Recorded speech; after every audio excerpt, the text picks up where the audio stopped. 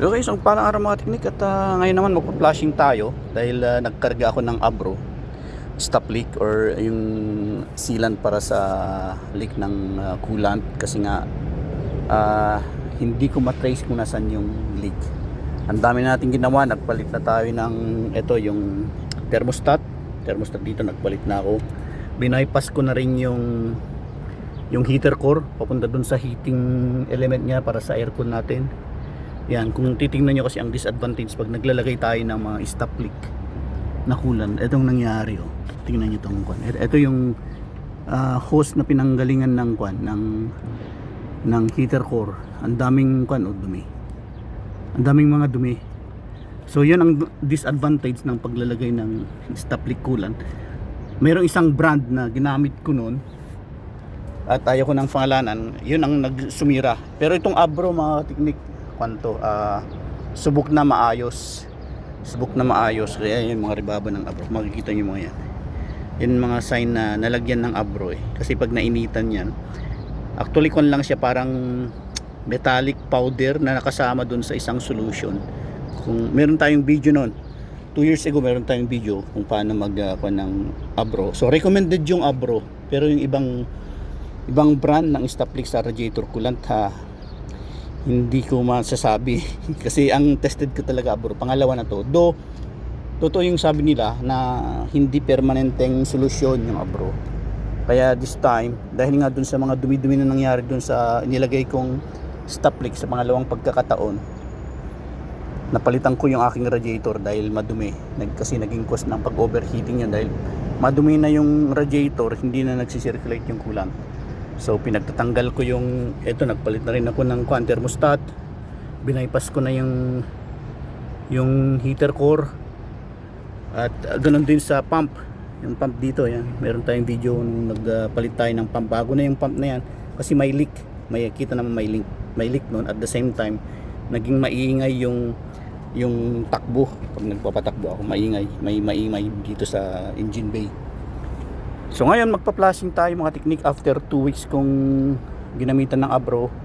Nawala na yung leak niya, hindi na nagbabawas. Masabi kong nawala na yung leak dahil hindi na siya nagbabawas since then. Kasi every other day or every 2 days nagdadagdag ako ng coolant or tubig na ang ginagamit ko noon Then siguro ang leak sa may head gasket, kasi may mga time na pumapalya tapos maputing usok doon sa exhaust niya, tapos kumukulo rito. So ngayon ipa-flashing natin dahil naayos na yung leak. Ayan mga teknik, tubig na yan. Kung makikita nyo, yan yung mga ribaba ng yung brownish na yan, ribaba na ng yan Abro. So yan ang gagawin natin ngayon. Magpa-flashing muna tayo ng malinis na tubig. Yan, mga gagamitin natin, mga tubig lang yan galing sa tap water, hindi yan mineral water. After natin ma-flashing ng tubig, maging malinaw na yung outcome, then lalagyan natin ng coolant. Yan, may bago tayong coolant dyan, dalawa. Yan, okay.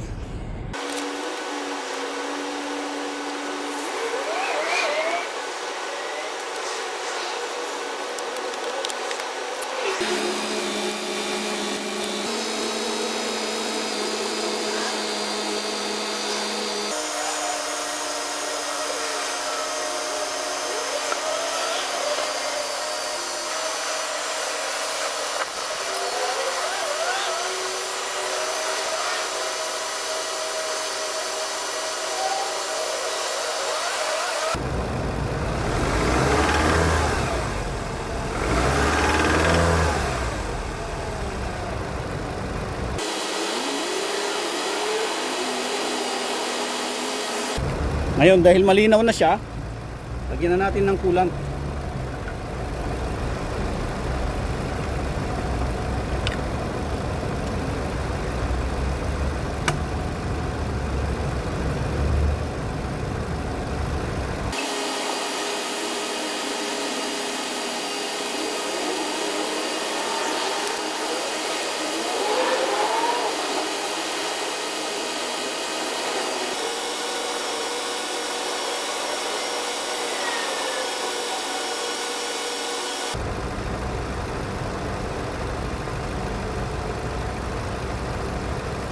Yan mga teknik, nagkukulay-kulat na. Balik na natin.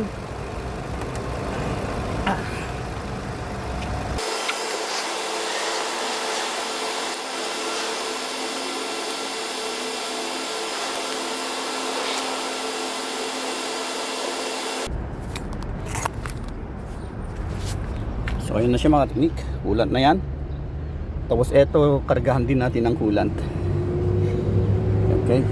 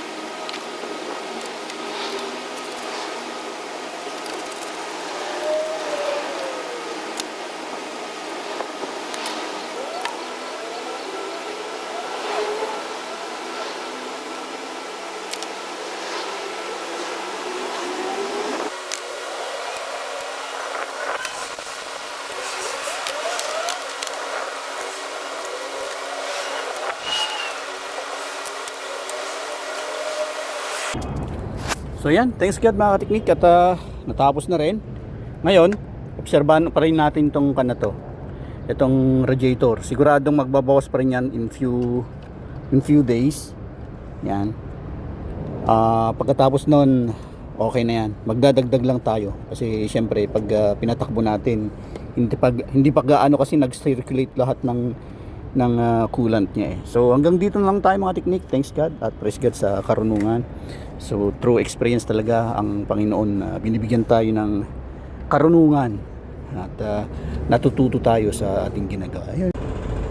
Okay, after nating mga teknik, flashing kaninang umaga, tingnan natin kung nagbawas siya. Kung nagbawas siya, magdadagdag tayo mga teknik. Yun, so far so good mga teknik. Okay siya, thanks God. So okay na siya dito sa ating pan. Ayan, medyo nagbawas dito. Okay lang yan kasi yun yung normal na kanyan. Kasi kanina nasa above maximum yan eh. Okay lang yan. Above maximum kanina yung level niya. Ngayon nasa na lang. Nasa gitna between yan, between maximum tsaka minimum. Normal lang yan kasi pag sobrang mainit na naglalagay ng tubig sa reserva. Pero pag lumalamig na, pag nag-cool down, sinisip-sip din niya ito pabalik ng pangalan nito, radiator. So far so good tayo ngayon at thanks God at okay na po siya. More power, God bless.